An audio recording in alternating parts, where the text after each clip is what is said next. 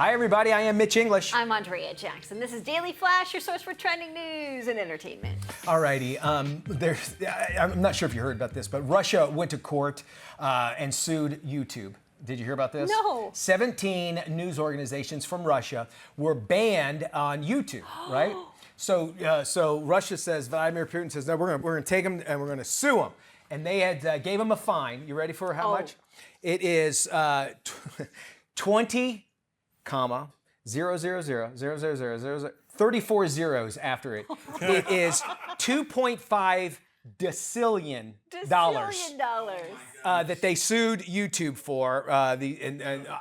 Apparently, here's the thing, that's a number. But it sounds like, you remember when you were a kid, you just, I don't know, that's a million trillion killion. Times infinity. Decillion is actually an actual number. Who's the first decillionaire? Well, apparently somebody is going to be. Russia is going to be. I'm not sure if they'll get any of their money. No, they'll just throw them out a window. You think that's what they'll do? They'll just throw YouTube out a window. That's what they do over there. So President Putin? Yes. Putin is on the line already. Yes, he is. Okay, yes. His name is Matt Doolittle. No. I can't say you from this one, bud. No. He's a comrade in arms. There you go. Anyway, and I think it was, they're never going to get money from it. We know that. But I think it was just enough to say, well, we'll get what you can out of the deal.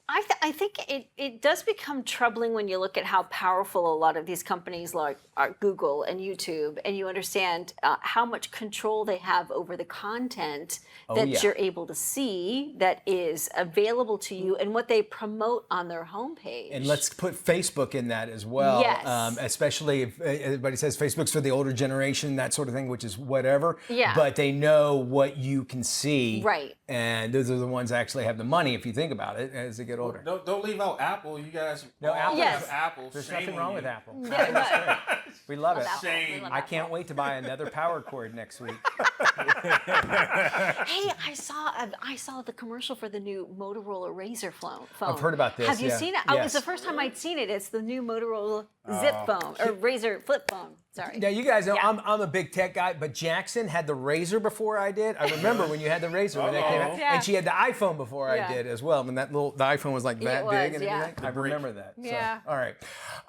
Still, Yes. I don't think they'll get the decillion dollars, but you any never kind of know. cash they can. Who knows? Let's start with, let's continue our chit chat here with an inspirational story. Charlie McGee wanted a true college experience, and he wasn't going to let living with Down syndrome get in his way. The Clemson University junior accepted his bid to Phi Kappa Alpha and signed up for the Greek life. McGee came to the South Carolina school as part of the Clemson Life program, which teaches students with intellectual disabilities the skills they need to live independently. This year marked the first time that Clemson Life students were allowed to rush a fraternity, with 6 committing to Greek life this semester. The frat has named Charlie their newest MVP Most Valuable Pledge. I love that. It's so much we can learn in college outside of what we learn academically, and I love seeing that they embracing him as well and teaching him, giving him a life lesson, that sort of thing. You can offer plenty. We go down to Virginia, where a father caught off guard when a Southwest Airlines crew accused him of human trafficking. His name's John Kerrigan. He was boarding a connecting flight alongside his 15-year-old daughter and her 16-year-old friend. So you got a guy with two teenage girls, all right, setting up the stage. A flight attendant went up to the 2 teens, started questioning them about the relationship with Kerrigan, who had left his seat to use the plane's restroom. The flight crew then contacted Norfolk International Airport and reported Kerrigan as a suspected human trafficker. Southwest employees are trained to detect warning signs and contact investigators with their concerns. That's all between the times they make the jokes over the PA system, by the way. And once they landed, the authorities questioned Kerrigan, did it for about 20 minutes, let him go. And, the precautions are out there. It seems like maybe the teenage girls could have what are you talking about? I don't know, that's my dad.